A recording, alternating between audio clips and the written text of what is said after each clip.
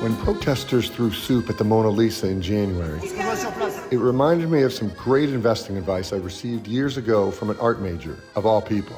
He said investing was all about the negative space, the unseen. We all know the Mona Lisa's inscrutable smile and eyes that follow you as you walk past, but few notice the background of the painting, the negative space. Look again. Britannica says the background suggests a cosmic link connecting humanity and nature. Cool. And it's that mysterious unknown that's a goldmine for those who look, offering a way to outthink the crowd in investing, career, sports, and more. The soup splashers were part of the group Riposte Alimentaire, which translates roughly as food retaliation. They shouted, "What is more important, art or the right to sustainable food?" Wealthy countries can have both, but never mind that. The group's website demands the integration of food into the general social security system. They worried about, amongst other things, the profound transformation of our agricultural model imposed by climate change. And they insist every French resident get a monthly €150 food card to buy democratically selected meals. Want to bet that means crickets and plant-based foie gras? What's in the negative space? While soup sprayed, French farmers and tractors were blocking roads.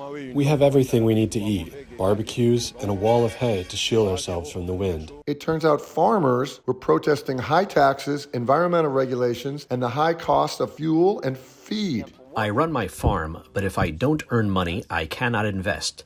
It's an economy that doesn't function anymore. Yes, it was government policies that are the reason food is so expensive and hard to come by in France. And going into February, the European Union caved to many farmer demands. Appropriately, it was a French economist, Frédéric Bastiat, who wrote about the seen and the unseen, or the law of unintended consequences. How often do we hear of politicians, for example, talking about how many jobs are going to be created by a government scheme that has obviously been paid for by taxpayer expenditure, but not considering what that money might have been employed to do had it stayed in the pockets of the taxpayer. There's this assumption that, again, we're doing surface level analysis in which we consider only what we can see above the surface. Bastiat pushed back at those who claim that public spending keeps the working class alive.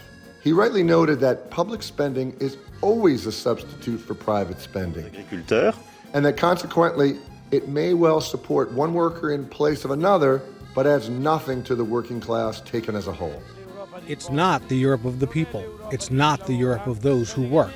It's the multinational corporations that rule Europe. It's the seen, public spending, and the unseen, private spending, being crowded out.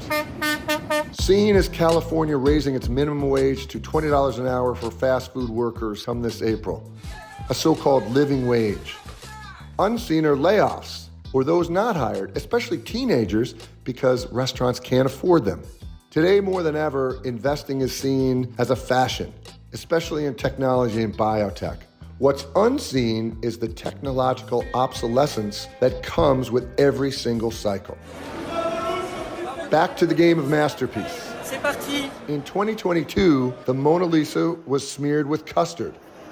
In London, climate activists smeared tomato soup on Vincent van Gogh's sunflowers. Elsewhere, climate kooks threw mashed potatoes at Claude Monet's grain stacks in Germany. The unseen? No wonder there's food insecurity in Europe. Protesters love wasting food.